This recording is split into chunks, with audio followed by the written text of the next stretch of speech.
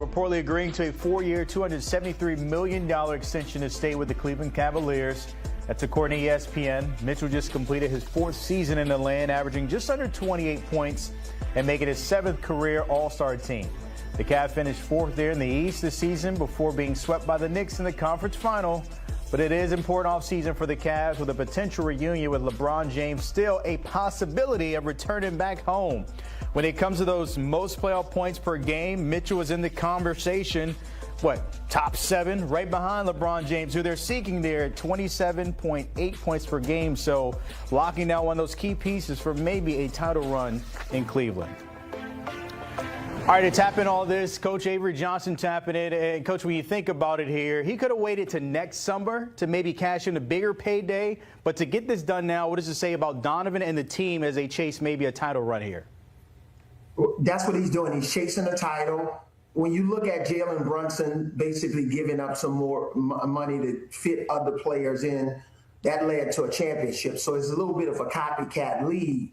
But I think with Donovan, he said, look, let me try to make the best decision, get a nice payday for myself, maybe not as much as he could get if he waits another year. But this is also sending a message to a LeBron James, like, hey, man, I'm locked in. I'm ready to go. We really want you on our team. We feel we fit a lot of the parameters that you're thinking about.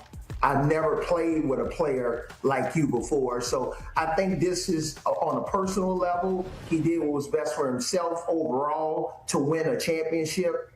He really loves Cleveland. He and Dan Gilbert has been locked in step from day one when he got to Cleveland. And then I think the LeBron James situation, I think he wanted to basically put this to bed and not be in any contractual situation with Cleveland, especially when he created a bad look. So I really applaud Donovan Mitchell for doing exactly what he did. So like you said, if LeBron James is looking there from the outside looking in, is this the only domino? Is there still maybe a chance that we could see LeBron looking and waiting to see what happens with James Harden? Does that reel him in? Your thoughts on what Cleveland, maybe other moves they need to make? Yes, I think that's the next move. You know, what are they going to do with James Harden? I think he'll sign another team-friendly deal.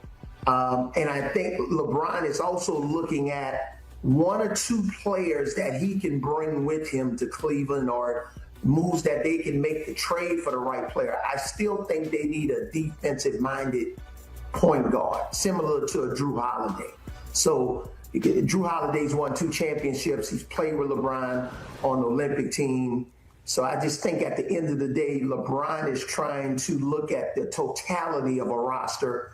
And if he goes to Cleveland, who else can he bring with him that has experience, that has the professionalism, especially if James Harden is struggling in a playoff game? Who can they insert into that lineup that has that championship pedigree? And Drew Holiday would be one of those guys. Well, let me ask you this, Coach. If they are able to make those moves, is that enough in the East? We've seen the shakeup there. Obviously, Giannis in Miami.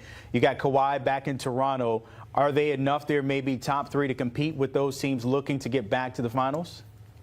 Absolutely. They make those moves that I just described. They would be the number 2 seed, the second favorite in the East behind the Knicks. The Knicks are still not getting as much respect overall as they should, and I got a tremendous amount of respect. But Cleveland would catapult Toronto.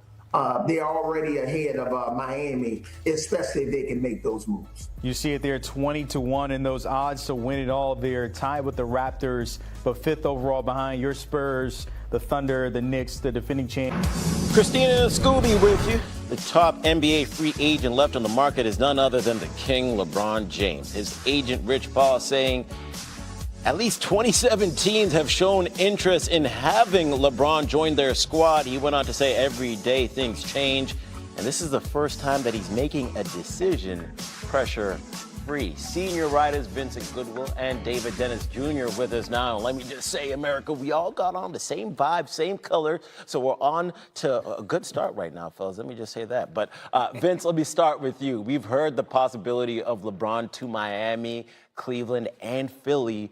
What's another intriguing destination out there? On Rich Paul's board, there was something that looked like the Denver Nuggets on that board. You think about what the Nuggets have not accomplished since winning the championship a few years ago. Knocked out in the second round twice, knocked out in the first round once. Like, this team has been far away from the championship discussion. But if you have LeBron James there next to Nikola Jokic, and on a team that had the best offense in the league last year, they would be right back into the championship conversation. Can you imagine the pairing between those two guys with the way that offense runs? He could take a little bit of pressure off of Jokic. Jokic could take a lot of pressure off of him.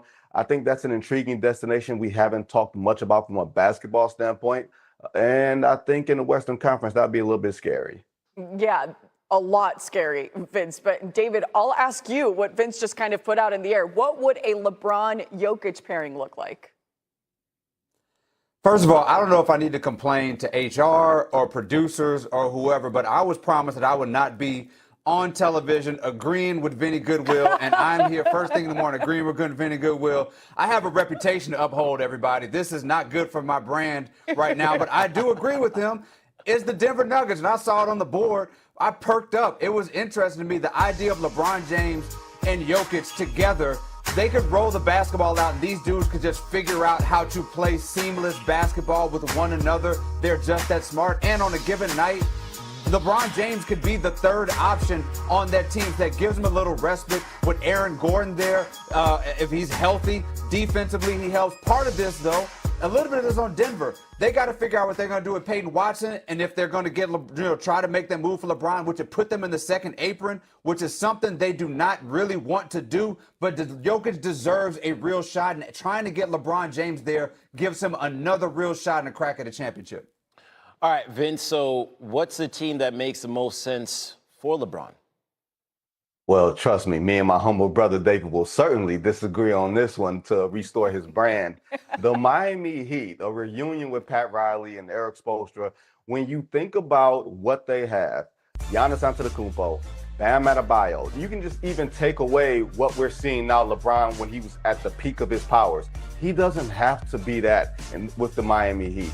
He can play off of Bam. He can play off of Giannis. Eric Spoelstra commandeered one of the better offenses in the league last year without a true number one option. You slot LeBron in there with the shooting of Tim Hardaway Jr., with the Heat's sort of know-how of finding guys on the edges, the way that they've historically found guys like, the Gabe Vincents, the Max Struses of the world. The single easiest quality to find in the NBA is shooting. LeBron making a reunion with the Miami Heat, letting Giannis do all the things for the first 45 minutes. LeBron playing off of him, and then LeBron turning into a closer in the last 5 minutes of the game. That's something that makes logical sense to me.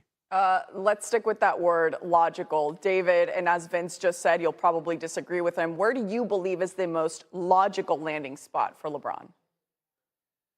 I feel so much better. Nature is healing because, once again, I'm right and Vinny's wrong. So, to me, it's Golden State. Golden State just makes perfect sense for LeBron James. When him and Steph Curry are together, it is basketball nirvana. We saw this at the Olympics. These two guys know how to play together. Just the idea of LeBron James, Stephen Curry, pick and roll, Draymond helping run that offense, the old guys getting together. This just feels like a storybook ending, a way to end that rivalry that defined so much of a decade ago. These guys giving it one more run. It makes basketball sense. It makes storytelling sense. It makes sense from a fan standpoint. This is just the perfect ending for the LeBron James and Stephen Curry rivalry. Wherever he ends up, we're going to love it, and we're going to watch. LeBron turns 42 on December 30th, by the way. Vince and David, thank you.